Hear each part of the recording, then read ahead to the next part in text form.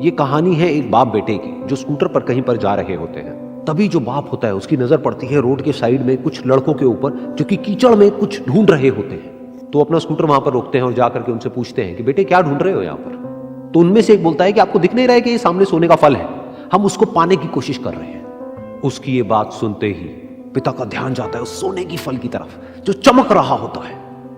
फिर उनके माइंड में कुछ इमेजिनेशंस बनने लग जाती हैं कि काश ये जो फल है ये मेरे बेटे के पास में आ जाए तो ना सिर्फ उसकी बल्कि मेरी भी जिंदगी बदल जाएगी। तो बिना सोचे समझे अपने बेटे को धक्का मार देते हैं उस कीचड़ में और बोलते हैं कि तुझे किसी भी कीमत पर वो फल लेकर के आना है। लेकिन बेटे को वो फल नहीं चाहिए होता है, उसके अपने कुछ और ही सपने होते हैं। वो बहुत कोशिश करता है अपने पिता को ये समझाने की कि मेरी खुशी इस फल में नहीं है, मेरी खुशी कहीं और है, मेरे सपने कुछ और है।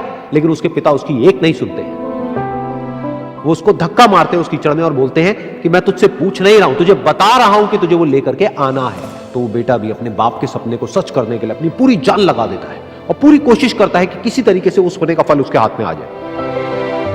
लेकिन जैसे जैसे वो हाथ पैर मारता है उस फल को पकड़ने के लिए वो और नीचे धंसने लग जाता है और फिर जाकर के उसको समझ आता है कि ये कीचड़ नहीं है, ये दलदल है। वो चीखता है, चिल्लाता है, अपने पिता को आवाज लगाता है, लेकिन उसके पिता उसकी एक नहीं सुनते। बोलते हैं कि बहाने मत बना, और भी लोग हैं वहां पर जो कर रहे हैं, तो जब वो कर सकते हैं तो तू क्यों नहीं कर सकता। तो एक बार वो फिर से कोशिश करता है और अपनी पूरी जान लगा देता है, लेकिन उसके बाद भी उसके हाथ में कुछ नहीं आता है और वो धीरे धीरे नीचे धंसता चला जाता है और मर जाता है।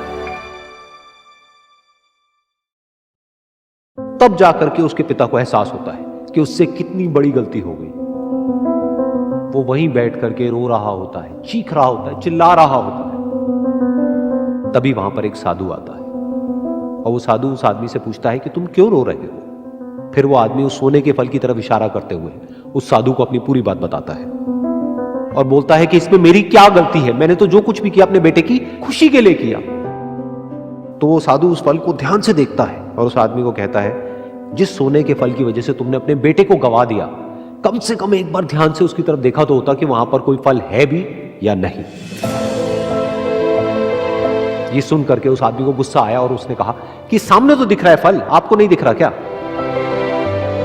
तब वो साधु उस कीचड़ के ऊपर एक पेड़ होता है जिसकी तरफ इशारा करते हैं और बोलते हैं कि वो जिसे तुम देख रहे हो वो उस फल की परछाई है, असली फल वहां पर उस पेड़ के ऊपर है।